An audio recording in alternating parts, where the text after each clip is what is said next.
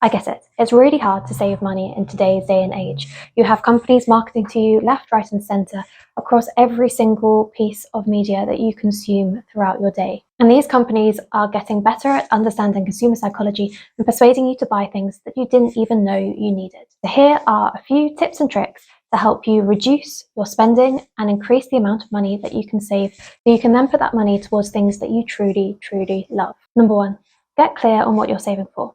If you don't understand what you're saving for, it's going to be really difficult for you to get the motivation to actually save that money.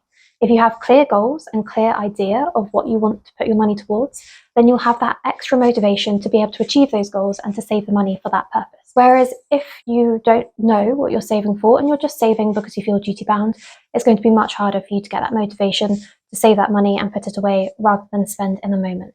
So make sure you're very clear on what your goals are, what you want to spend your money on. Number two, think in terms of hours worked.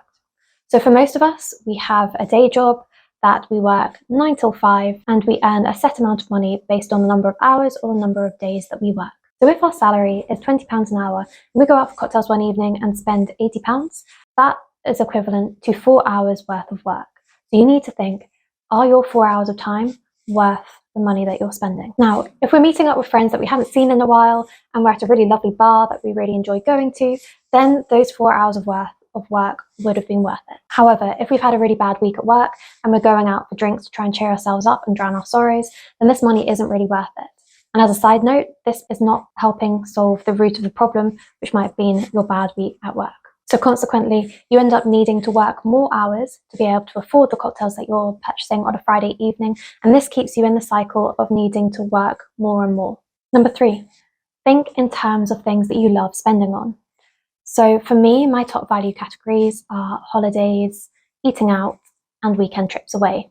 So whenever I'm making a purchase, I evaluate the value of that purchase versus the alternatives that I could have had that I know I love. So for example, if I'm purchasing a £300 dress, I need to consider, is that dress worth the equivalent of 5 to 6 dinners out or a weekend trip away somewhere out of London?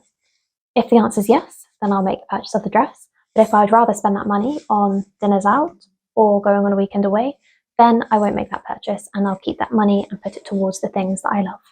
Number four, avoid lifestyle inflation and ignore pay raises. So it can be very easy when you get a pay rise to inflate your lifestyle. So you end up getting this lifestyle creep where you earn more money, so you end up spending more money. And ultimately, you just stay trapped in terms of living paycheck to paycheck and needing to work to earn more money. Common culprits I've seen, buying a bigger house, a flashier car, or spending more money on clothing. So what do you do instead? If you're already comfortably making ends meet, then the majority of that pay rise or that bonus can go towards your savings and investments rather than your lifestyle creep and increasing your spending there. Now, I'm not saying don't use any of that money for yourself. You can still treat yourself and still spend a little bit more money. I'm just saying don't use all of that paycheck and all of that pay rise to go towards your day-to-day living costs, and instead think about saving and investing for really big goals and things that you want to do in your future. The guideline that I personally use when I get a pay rise or a bonus is investing and saving around 75% of that increase, and then the rest of that 25% goes towards purchasing day to day or treating myself and buying something that I want. So for example, if I got a pay rise from 40,000 to 44,000, I would put 3,000 of that increase in my savings and investments, and then that other £1,000 would go towards going out for dinner, holidays, upgrading my flat and moving to a slightly nicer area, and that tends to be what I apply for any of my increases. Number five, keeping up with the Joneses. Now, this is the effect where people around you are spending more money, so you feel like you ought to be spending that money too. So for example, your colleague may have got a bonus and they bought a really flashy car with it, or your neighbours have recently done a huge renovation on their house and you feel like you need to renovate your house too. Now, the question you need to ask yourself here is, why do I want this? If this is something that you have truly wanted for a while, then it may be worth spending your money on this. But if it's something that you just feel influenced by the people around you, then this is just simply the effect of keeping up with the Joneses. Now, I get it.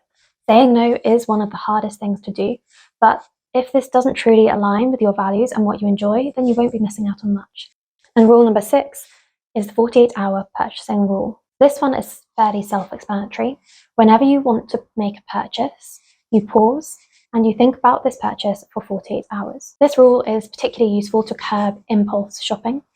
In a world where we're marketed to so frequently and companies are constantly trying to push us through those purchasing funnels to make that end purchase, sometimes we just need to slow down and consider what we're thinking of spending our money on before actually doing this.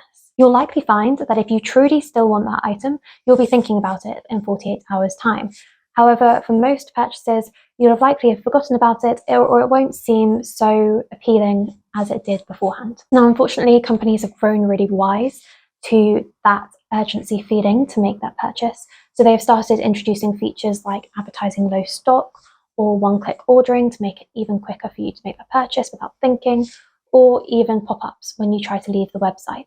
I'll be going into a little bit more detail in a future video around the sneaky tactics that companies use to try and make you spend more money with them. But just for now, I acknowledge that it is really hard to pause and make that purchase later because of all these different mechanisms that companies are trying on you. However, the more you practice this 48-hour rule, the better you will get at resisting this impulse to make a purchase, and you'll start to grow a little bit more aware of the sneaky tactics that companies use to try and make you spend your money with them. Now you've got the tools and tips to be able to save more money, you need to be making sure that you're putting that money towards your life goals and the things that you truly want to achieve. I've got a step-by-step video here which shows you how you can break down these big goals and create a plan to actually achieve them. Be sure to check this out and you'll be booking your dream holiday or buying an amazing house in no time.